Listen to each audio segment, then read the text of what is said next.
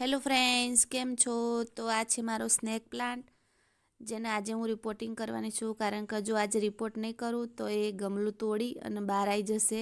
તમે જોઈ શકો છો એમાં નાના નાના પપ્સ કેટલા બધા આવી ગયા છે. આજુબાજુ તમને દેખાશે આ ગમલામાં આખું ગમલું પણ ફૂલી ગયું છે. જો એને આજે રિપોર્ટિંગ નહીં કરું તો મારું ગમલું પણ તોડી નાખશે. તો ચાલો આજે એને રિપોર્ટિંગ કરી લઈએ. તો સૌથી પહેલાં ગમલાને થપથપાઈને બહાર કાઢીશું. બહાર કાઢીને તમને બતાવજો કે એમાં નાના નાના પપ્સ કેટલા બધા આવ્યા છે અને આખું ગમલું ફૂલ ભરાઈ ગયું છે. તો આજે એને રિપોર્ટિંગ કરવી જરૂરી હતી. તો ફટાફટ એને ડિવાઈડ કરી લઈએ અને બે ગમલામાં, કારણ કે એકમાં નહીં લગાવ, બેમાં પાછું લગાવવા જ પડશે. કારણ કે બહુ બધા ડિવાઈડ કરશું એટલે બહુ બધા થઈ ગયા છે. કારણ કે એ છે ને નાના નાના પપ્સ એમાં બહુ જ નીકળે છે.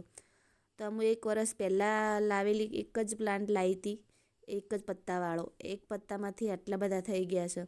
આ એક હાડી પ્લાન્ટ છે. તમે એક જ વાર ગમલામાં લગાવો તો તમારું ગમલું આખું ભરાઈ જાય અને હવાને શુદ્ધ કરે છે. તમે એને ઇન્ડોર પણ રાખી શકો અને આઉટડોર પણ રાખી શકો. મેં એને બેમાં ડિવાઈડ કરી લીધું છે. એક આ નાનું પપ્સ બચી ગયું, મને બહુ જ ગમ્યું, તો મેં એને નાના ગ્લાસમાં લગાવી દીધું, જે ટ્રાન્સપરન્ટ ગ્લાસ આવે ને એમાં. સરસ એવું છે, જુઓ, મસ્ત છે. તો જરૂરથી લગાવો. આ એર ફ્રેશનર છે એટલે ગમલામાં